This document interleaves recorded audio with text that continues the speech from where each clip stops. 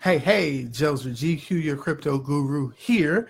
And we are going to talk today about something that is very important, which is cryptocurrency. Yeah, we're going to talk about cryptocurrency. But we talk about that every day, right? But today we're going to talk about something that I think is also just as important as cryptocurrency, which is whether or not it's going to be around. And if so, for how long? So, first thing I want you to do is subscribe to the YouTube channel. If you look here, well, I'm getting better at this. If you click here, you can subscribe to the YouTube channel. And if you click down here, you can join the free Facebook group that I put together, which is giving crypto information. Now, it's important that we understand exactly what it is that we're doing in this cryptocurrency space that we're navigating. So the YouTube channel is meant to do just that. I'm explaining all of this stuff in such a way that a 2-year-old can understand it on this YouTube channel. So you want to subscribe and you want to click the bell that gives you notifications for when I upload new content. And you also want to join the free Facebook group that is here, and get involved that way. Ask questions, like, subscribe, leave comments, all that good stuff. What's going on, Jay Jose? So what's going on? What's going on, Tessa? So what we want to talk about today is something that I think a lot of us we talk about a little bit amongst ourselves, but we don't really get into it a whole lot. And that is the government looking to end cryptocurrency? Now, let's be 100% honest, okay? Most of us who are in cryptocurrency are in it to make money, right? That's really what you join the crypto space to get into, money. Well, you name a time, hey Chanel, you name a time when people were out here making money on anything and the government wasn't involved and they were like, okay, you just do what you do. We'll just be here. Call us if you need us. Never, right? Like, ever. What's up, Ingra? If you look at the history of this country, it's all based on capital gain. And the people who make the most capital gain, for the most part, have been the government and all of the other influencers, whether it's corporate America or the people who make money off of corporate America. So if you look at, I don't know, alcohol. Remember when alcohol was illegal? Remember when it was illegal to make beer? And I don't mean like, do you remember when you were alive and that, because that was a long time ago. So if you were alive back then, right now, you'd be like a national treasure, right? Okay. So not necessarily do you remember, but are you aware of when alcohol was illegal? You could not drink beer, you couldn't buy beer, you couldn't make beer, it was illegal. And that's where the term bootlegging came from, because people were making alcohol in their bathtubs. So there's that. And then, of course, you know, all the gangsters back in the day made tons of money bootlegging alcohol, and it was illegal. Until when? Until the government was able to figure out how they could get a cut. And then, oh, it's legal now. But then what happened to all the people who were thrown in jail because they were doing something illegal that's now legal? What happened to that? Well, it's like, oh, well, it was illegal. You shouldn't have did it. You should have waited till we were able to figure out how to get a cut. Well, where have we heard that before? Let me think. Oh, I know. Weed. I mean, I've heard. I don't know. No, weed. Yes, weed. That is another thing that the government decided out of, I don't know when, but out of nowhere pretty much. Okay, we figured out how to make a cut, so now it's legal, kinda, almost. But all the people that we threw in jail and ruined their lives because they had a gram of or a bag of weed, well, I don't know what to tell you. So the question is, are they going to do something similar to that with cryptocurrency? Is cryptocurrency going to be something that they figure out a way to give a hard time about until they can figure out how to get a cut. Well, I've actually been doing a little bit of research, and if you look at this link that I just posted, it pretty much breaks it down to an extent. What I really want to do is read it.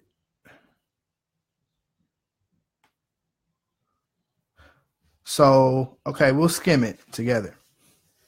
So you open it and we'll skim it together. The current regulation that's being talked about is banning Bitcoin exchanges, which could cut out a lot of trade flow we're seeing in China right now. Now, if you guys are not aware of the implications of that, understand that China's economy, basically China owns us, okay? This is how I understand it. How I understand it is China's economy just crushes, what's going on, Wesley?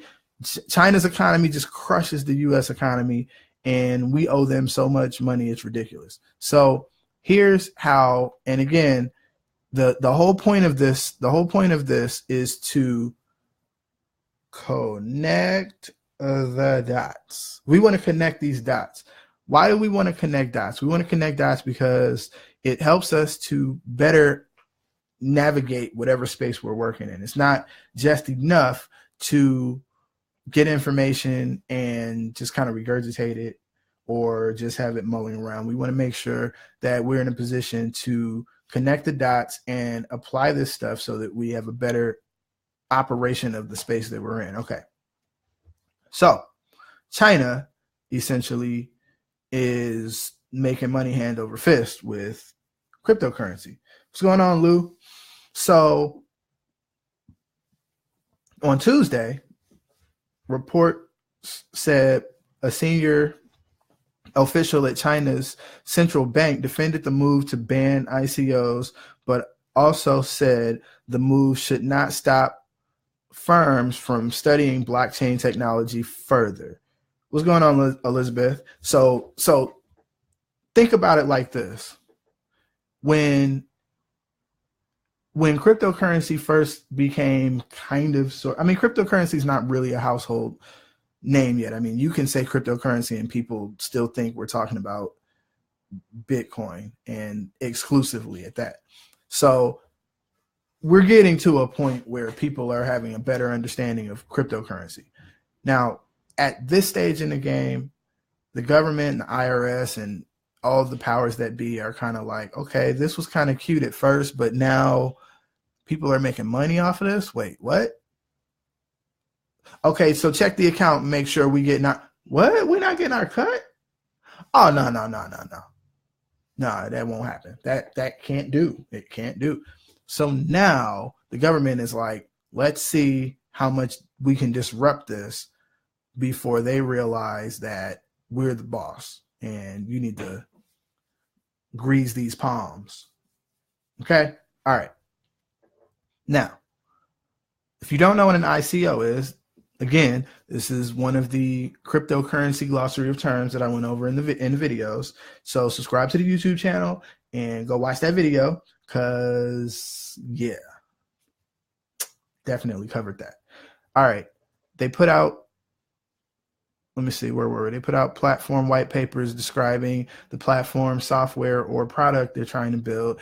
And then these people buy their tokens using widely accepted cryptocurrencies like Bitcoin and Ethereum, or fiat currencies like the US dollar. Okay, they're breaking down essentially what's going on, Lawrence. They're breaking down pretty much what's going on in cryptocurrency. And again, we're just skimming this. If you guys are just tuning in, click on that article. We're skimming this article and having a discussion, and feel free to guys to chime in. We're having a discussion on the state of government's involvement in cryptocurrency because, well, let's face it, they always want some money from us. Okay. Let's see. Startups have raised more than $1 billion this year. Government wants to cut of that. In coin sales, and in recent months in China, ICOs have released at least 2.62 billion yen, which is about $400 million. And that's according to a Reuters report citing local media. So what does that mean? It means that people out here making money. Okay. Now, if you don't know anything about cryptocurrency, I'm telling you, like, people are out here making money. Companies are making money. Large conglomerates are making money. Everyday people are making money on cryptocurrency. If you're skeptical, if you're not involved, you know, I spend quite a bit of time explaining to people why it's important that you know your investment options. I don't necessarily think you should or shouldn't get involved with cryptocurrency, but I think you should. And if you don't, then you're going to get to a point where later on, when you know someone who's made a bajillion dollars on cryptocurrency and like you actually know them in real life, you're going to feel pretty small because everybody's telling you that you need to pay attention and you need to do some research and you need to figure out how you can get involved in cryptocurrency like those of us who are involved. Now, okay, we're back to the article now.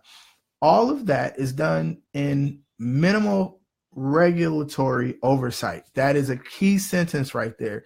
In this article, it says all of that is done. So that they just broke down, again, we're connecting dots, all right? They just broke down exactly what you're doing in the cryptocurrency space and how it is that people are making money. And then they go on to say, all of this is done with minimal regulatory oversight. Moreover, digital currencies are pseudonymous, decentralized, and encrypted, making it harder to track each of the transactions made and the individuals behind them. Theoretically, anyone with an internet connection and a digital wallet can be a part of the coin sale event. Now, what they're saying is in code, because they're breaking this down in code, but in English, what they're saying is, hey, not only are people out here making money, but y'all can't get a cut, and you technically can't tell who all is doing what. What's going on, Kev? That's essentially what they're saying. They're trying to, and this is CNBC, by the way. So what they're doing in this article, when did this article come out? This article came out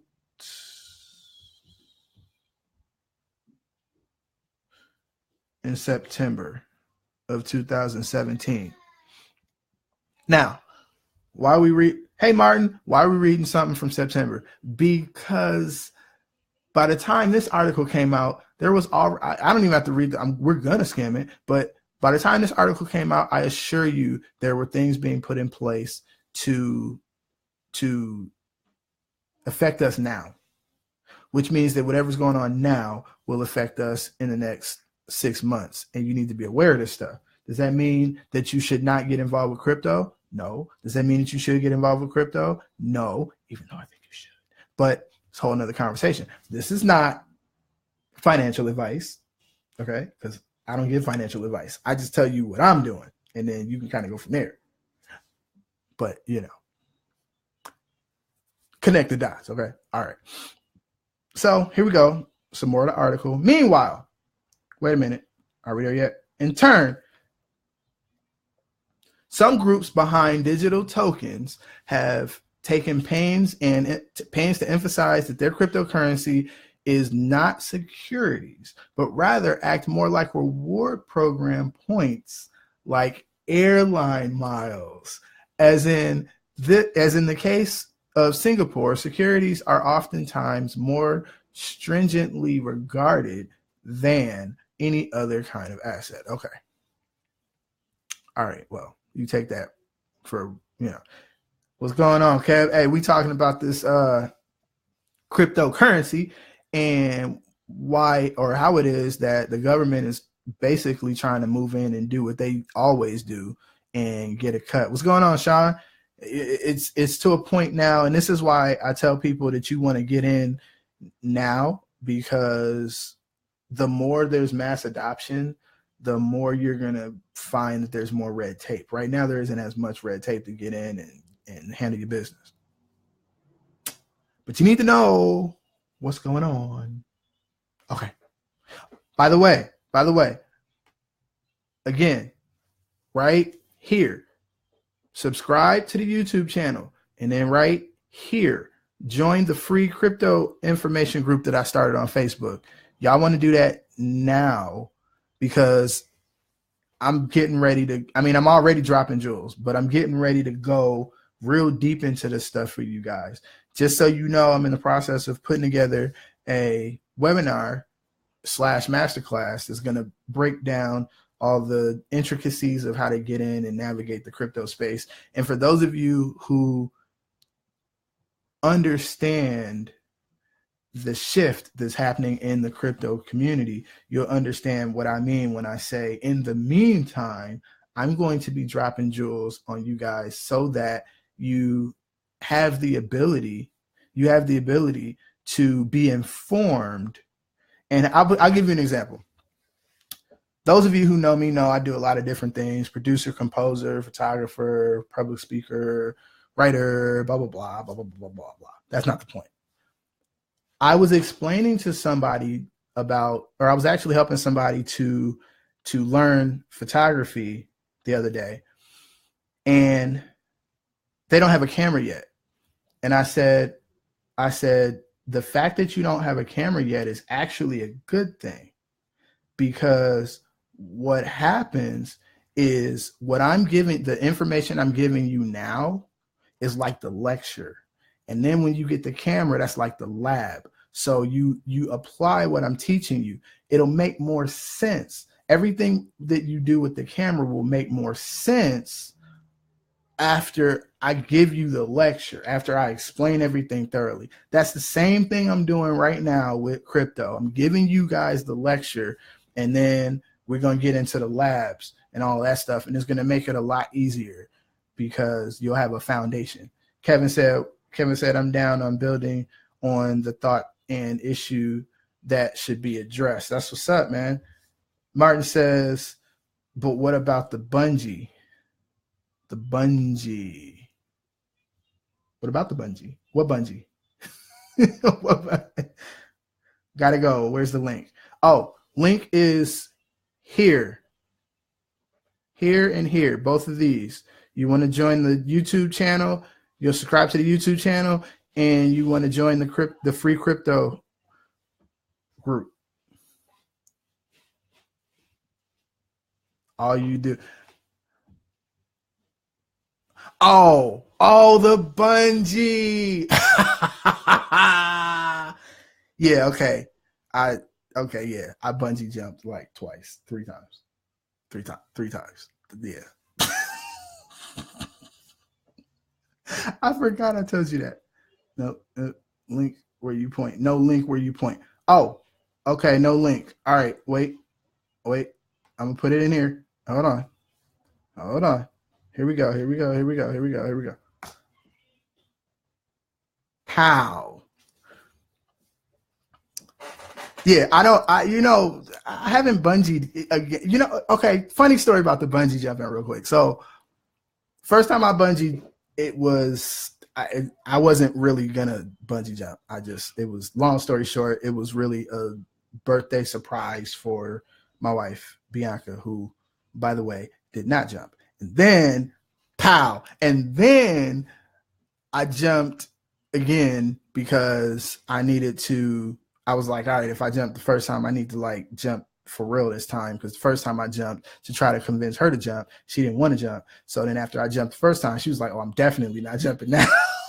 So I was like, yes, the bridge to nowhere. So I was like, all right, I'll jump again. And the second jump was actually worse than the first jump. Okay, so that was all on one trip. And then I jumped again. I think it was 2 years later. I jumped with it. I went with a couple friends. One of my friends that was coming in from out of town, and he wanted to do some awesome stuff. So I was like, all right, I got something awesome for you. And this time when I jumped, oh, Martin, you know what? I'm glad you brought that up, because watch how I'm going to segue this. So the third time I jumped, I had no fear when I jumped. The first two times I jumped on that first trip, I was terrified. Third time I had no fear. As a matter of fact, I needed to do that to usher myself into the new realm of existence and the new level of life that I was going in, which was a fearless one. So I'm glad you brought that up, because I've been meaning to kind of address the fear and skepticism regarding cryptocurrency in that realm. If you have fear in your life in general, then you're going to attach fear to anything new that you don't understand. But there's a way to remove that fear, and that's through education. That's through knowledge, because the only thing that you lose when you gain knowledge is fear. So you put yourself in a situation where you learn, you grow, you adapt, you gain knowledge, you become more curious about those things that you don't understand. And then you have less fear and you have more confidence. So it's not so much a matter of, people are always wanting a guarantee, and they're always concerned about whether or not they're going to get screwed. And that's a normal thing to deal with. It's actually really normal to have that concern. However, when you're in a position of power, when you operate from a position of power, fear just doesn't exist. You may be anxious, you may have some anxiety, but that's normal. It's not going to determine your decisions that you make, though. It's just going to fuel your awesomeness. So that's why we're in this crypto space doing things the way that we're doing it. That's why I do these videos. That's why I started the group. That's why I do the YouTube channel. That's why I do all the different, that's why I got a t-shirt. That's why I do all the things that I do to help to get everyone in a place where they're not afraid, where they're not scared, they're not fearful of the crypto space, because more often than not, the fear is what keeps you from advancing and evolving and making money. So let's go back to the article. Here we go. Previously, here we go.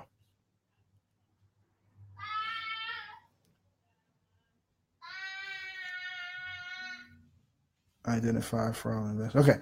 Meanwhile, the U.S. Securities and Exchange Commission, the SEC,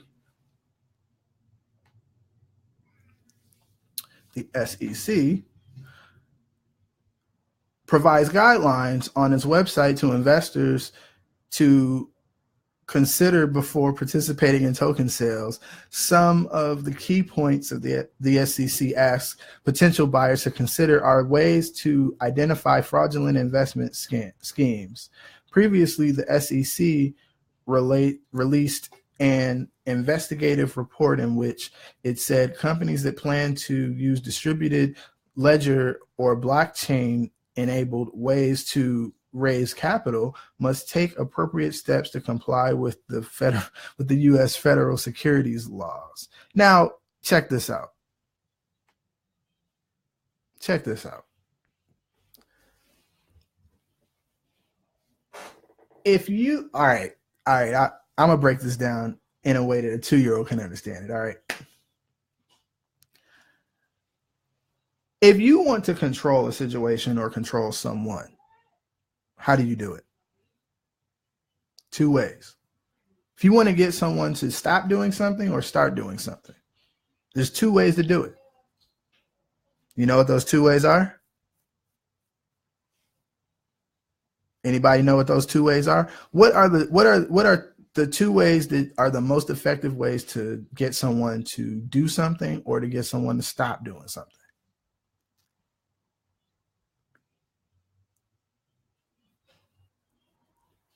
Martin says gear. I wonder if he meant fear. Martin says fear. Okay. There's one of those ways feeds off of fear, yes. Any other thoughts? Any other guesses?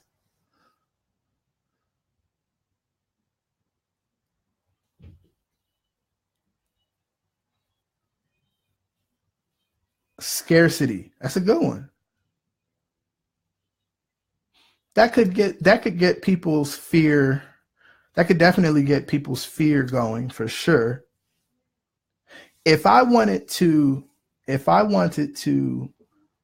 assure that you start or stop doing something, I'm going to use two tactics: threats and or bribes. Threats and or bribes works every time.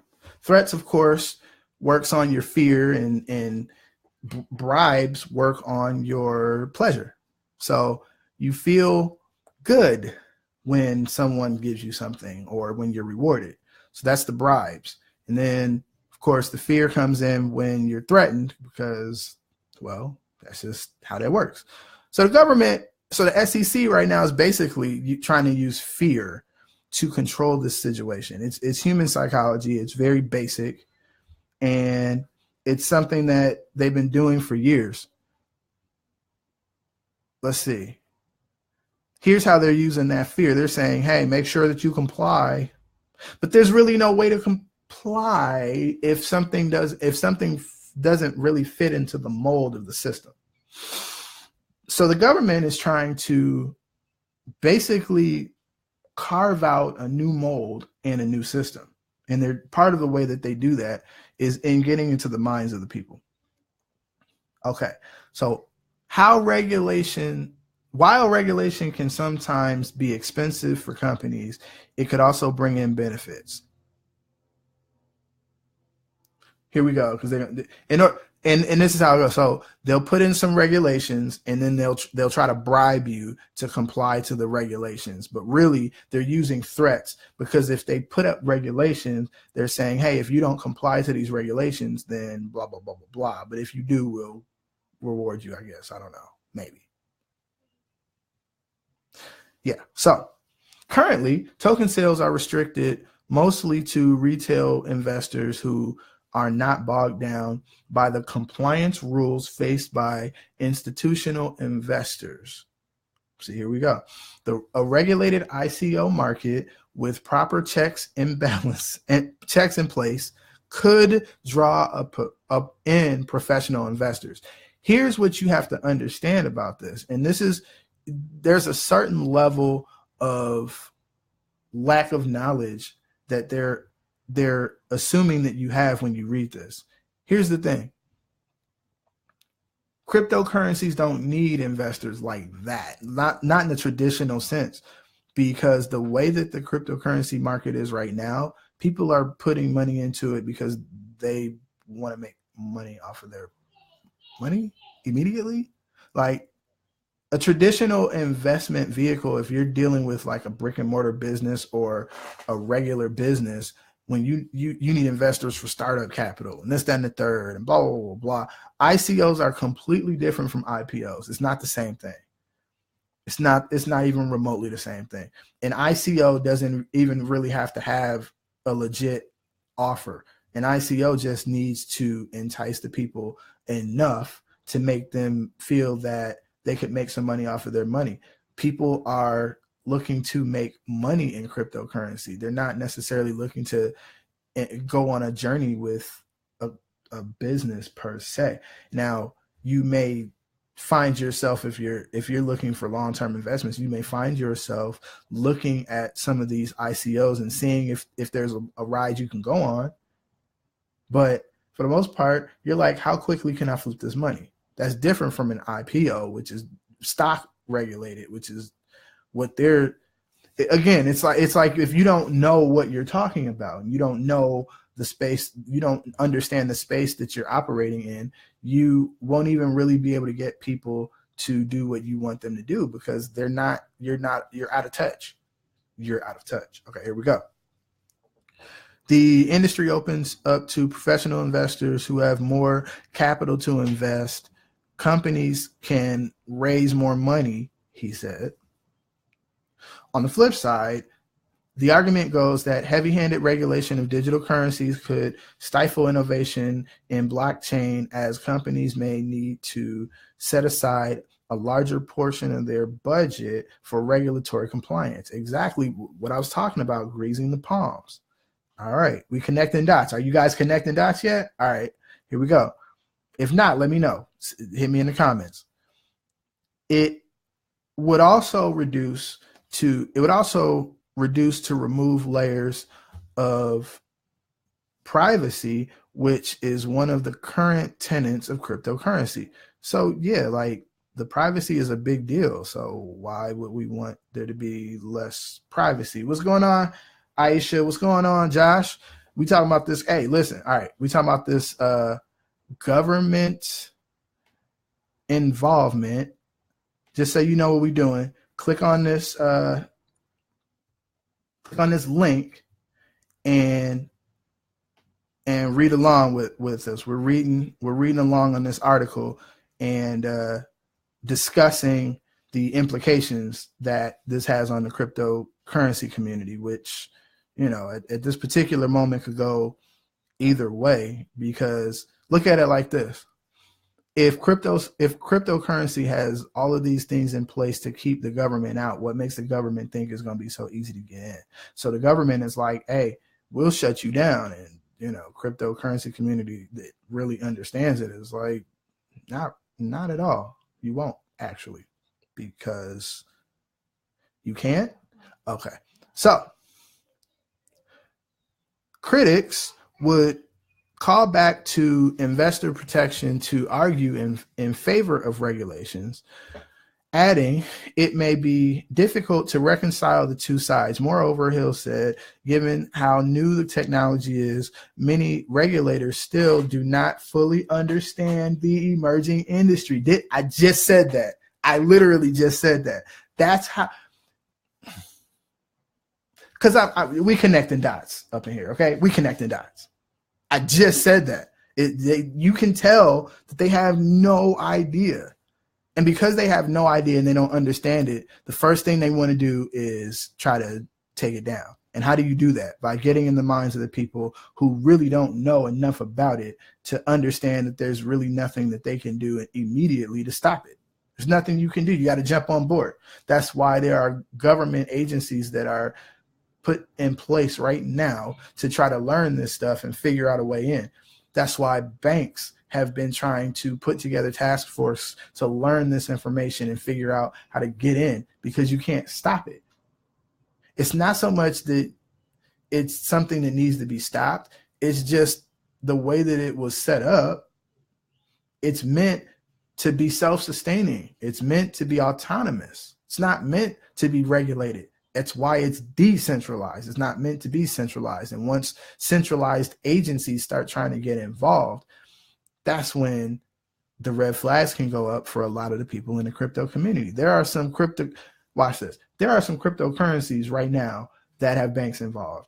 And you can tell because the currency is not doing as well as people thought it was going to do initially. Because it's counterintuitive. It's not what the system was designed to do. You're not you are your own bank in cryptocurrency. You're your own bank. Okay. Again, right here. Subscribe to the YouTube channel, subscribe to the Facebook group. All of this stuff is free. I'm breaking this stuff down in a way that a 2-year-old can understand it. We connecting dots. All right, let's keep going. We almost done. Others suggest that there's a general misconception. Wait a minute. Did I skip something? I missed something. Implementing poorly planned policies may do more harm than good, he warned. Okay, we know that. All right. And anyway, others suggest that there's a general misconception among investors and communities that there's a misconception among investors and companies that ICOs are not regulated already. Hence, many of the ICO campaigns are being done with little or no professional or technical guidance. That, however, is not true. That is not true. No, that's not true. Some of these ICOs be out here half-stepping, all right? Some of them. But for the most part, these ICOs are legit, all right? For real. Hence, many ICO companies are being done with, I said that part already. That may result in misleading information and unfair sales processes, inappropriately designed token features. What is an inappropriately designed token feature? This is the problem. Okay, wait. Woosah. And poorly written smart contracts that are vulnerable to hacking. What are you talking about? First of all, you tell me what a poorly designed or what an inappropriately what I can't even think straight anymore. Wait a minute. Inappropriately designed token feature. What is that? Give me an example of one. I hope there's one coming in this article because that makes no sense. Who wrote that foolishness? Okay. Poorly written smart contracts that are vulnerable to hacking? So you think that because you said poorly written, vulnerable, and hacking, that you're going to scare people now, right? That's what you think? Smart contracts, in and of themselves, are just that. They're smart contracts. They're meant to do something specific because they're smart. In order for you to hack a smart contract, you can't even hack a smart. If you have a, listen, and this is the problem. Now, this is the problem. People who don't know what they're talking about and people who are looking to spread FUD, which is another glossary of term that I covered in the video. It stands for fear, uncertainty, and doubt. This article is meant to do just that. You can't hack a smart contract. That's why it is that if you do a smart contract and smart contract, say you want to make a smart contract that says hello when you turn on or when you log into a site. So you log into a site, it says hello. And say you accidentally spelled it HELO. You missed an L. You can't even go back into that smart contract and fix that. You have to do a completely new from scratch smart contract. So all this foolishness people are talking about is just ridiculous. It's like, that's the type of stuff that gets me upset. Like, don't try to manipulate people because they don't know what they're talking about and you yourself don't know what you're talking about. Okay, anyway, moving on. Currently, to get around regulatory scrutiny, many ICOs prevent residents from the US and Singapore to participate in their token sales, either by blocking internet protocol addresses from those locations or by relying on self-declarations from their participants. Now, okay, that's kind of true, but not in a way that you think. So, yeah, they're not allowing us to participate in some of these ICOs, but understand that part of the reason is because our government has no idea what they're doing in the crypto community space.